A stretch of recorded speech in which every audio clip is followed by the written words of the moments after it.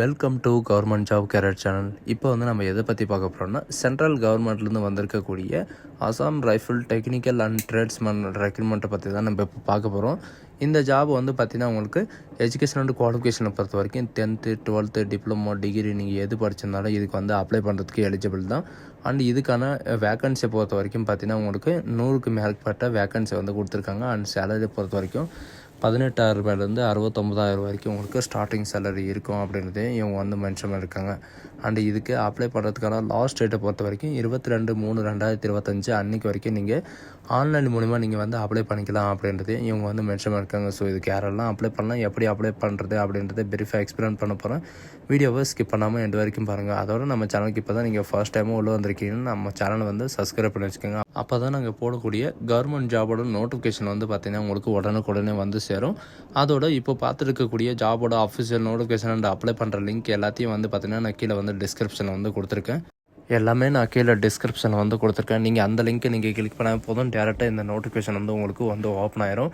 இது பார்த்தீங்கன்னா உங்களுக்கு டேரெக்டாக எங்கேருந்து வந்திருக்கு அப்படின்னு பார்த்தீங்கன்னா சென்ட்ரல் கவர்மெண்ட்லேருந்து உங்களுக்கு ஜென்ரல், அதாவது அசாம் ரைஃபிளுக்காக பார்த்தீங்கன்னா உங்களுக்கு சில ரெக்ரூட்மெண்ட் காலியாக இருக்குது. டெக்னிக்கல் அண்ட் ட்ரேட்ஸ்மேனுக்கான ரெக்ரூட்மெண்ட்டை 2025க்கான வேக்கன்சி வெளியிட்டிருக்காங்க. இந்த நோட்டிஃபிகேஷன் பார்த்தீங்கன்னா 30 ஜனவரி 2025 22 மார்ச் 2025 வரைக்கும் நீங்கள் ஆன்லைன் மூலமாக நீங்கள் அப்ளை பண்ணிக்கலாம் அப்படின்றத இவங்க மென்ஷன் பண்ணியிருக்காங்க. அண்ட் அப்ளிகேஷன் ரிக்வயர்டு பார்த்தீங்கன்னா நீங்கள் ஆன்லைன் த்ரூவாக தான் நீங்கள் அப்ளை பண்ணி ஆகணும். இது பார்த்தீங்கன்னா அப்ளை பண்ணாமல் நீங்கள் டேரெக்டாக வந்தீங்கன்னா அதில் அக்செப்ட் பண்ண முடியாது அப்படின்றதையும் இவங்க மென்ஷன் பண்ணியிருக்காங்க.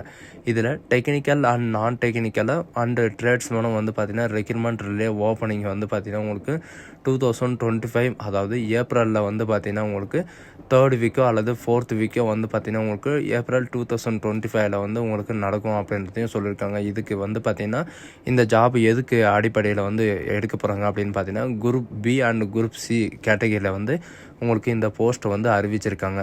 அண்டு இதுக்கான செலெக்ஷன் ப்ராசஸ் என்ன, இதுக்கான எக்ஸாமினேஷன் என்ன அப்படின்றத நீங்கள் கீழே நீங்கள் ஸ்க்ரோல் பண்ணிட்டு வந்தால் இப்போதான் உங்களுக்கு ஃபுல் டீட்டெயிலாக பார்த்தீங்கன்னா உங்களுக்கு கொடுத்துருப்பாங்க. இந்த ஜாபுக்கான ஏஜ் என்ன அண்ட் என்ன ட்ரேடு அப்படின்றத பார்க்கலாம். இப்போ பார்த்தீங்கன்னா ஃபஸ்ட்டு ரேடியோ, அதாவது ரேடியோ மெக்கானிக்காக பார்த்தீங்கன்னா mail candidates only, main candidates மட்டும்தான் இதுக்கு அப்ளை பண்ணணும். இதுக்கான எஜுகேஷன் அண்ட் ரிக்வயர்மெண்ட் பார்த்தீங்கன்னா நீங்கள் வெறும் 10th பாஸ் பண்ணியிருந்தாலும் நீங்கள் இதுக்கு அப்ளை பண்ணிக்கலாம்.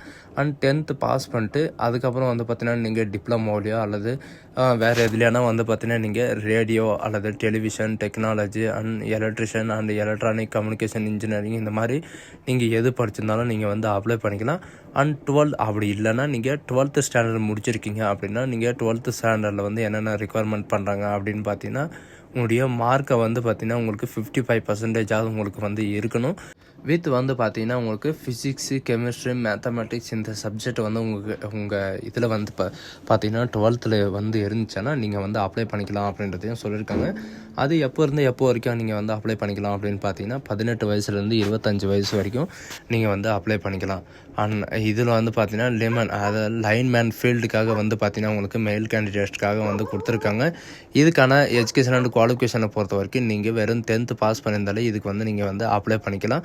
அண்ட் இதுக்கான ஏஜ் லிமிட்டை பொறுத்த வரைக்கும் 18 வயசுலேருந்து 23 வயசு வரைக்கும் நீங்கள் ஆன்லைன் மூலமாக நீங்கள் அப்ளை பண்ணிக்கலாம்.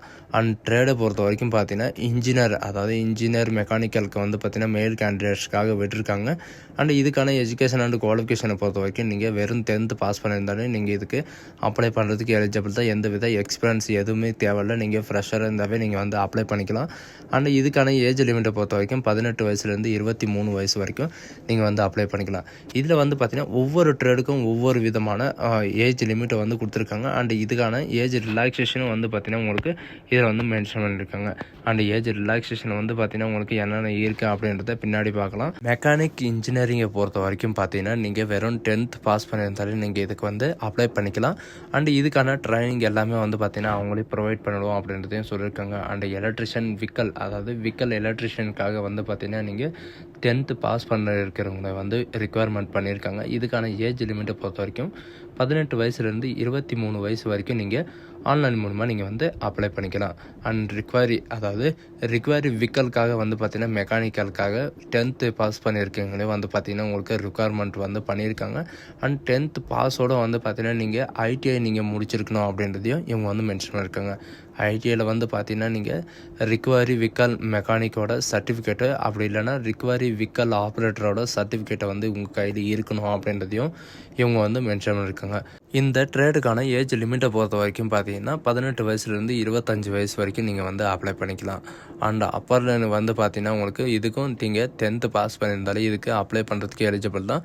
அண்ட் இதுக்கும் ஏஜ் லிமிட்டை பொறுத்த வரைக்கும் 18 வயசுலேருந்து 23 வயசு வரைக்கும் நீங்கள் ஆன்லைன் மூலமாக நீங்கள் வந்து அப்ளை பண்ணிக்கலாம். அண்ட் இந்த ஏஜ் லிமிட்டு மட்டும் கிடையாது, 23 வயசு வரைக்கும் அப்படின்றதெல்லாம் கிடையாது. இந்த ஜாபுக்கான செலெக்ஷன் ப்ராசஸ் வந்து எப்படி இருக்கும் அப்படின்னு பார்த்தீங்கன்னா ஆல் கேண்டிடேட்க்கு வந்து PST test and PET test வந்து பார்த்திங்கன்னா உங்களுக்கு இருக்கும். அதுக்கப்புறம் வந்து பார்த்திங்கன்னா உங்களுக்கு ரிட்டன் எக்ஸாம் இருக்கும். அதுக்கான ஏஜ் லிமிட்டை பொறுத்த வரைக்கும் பார்த்திங்கன்னா இவங்க கொடுத்துருக்கிற மாதிரி எஸ்சி எஸ்டிக்கு 5 இயர் ரிலாக்ஸேஷனும் அண்டு ஓபிசிக்கு வந்து 3 இயர் ரிலாக்ஸேஷனும் அண்டு எக்ஸர்வீஸ்மேன் வந்து பார்த்திங்கன்னா டிஸ்சார்ஜ் அதாவது 35 இயருக்கு அப்புறம் நீங்கள் டிஸ்சார்ஜ் ஆனதுக்கப்புறம் வந்து பார்த்திங்கன்னா நீங்கள் டீச்சர்ஸ் கோர்ஸ்க்கு வந்து அப்ளை பண்ணிக்கலாம் அப்படின்றதையும் சொல்லியிருக்காங்க. அண்டு எக்ஸர்வீஸ்மேனுக்கு வந்து 3 இயர் அதாவது யூஆர் ஓபிசி எஸ்சி எஸ்டிக்கு எக்ஸர்வீஸ்மேனுக்கு வந்து தனித்தனியாக ரிக்குவயர்மெண்ட் வந்து கொடுத்துருக்காங்க.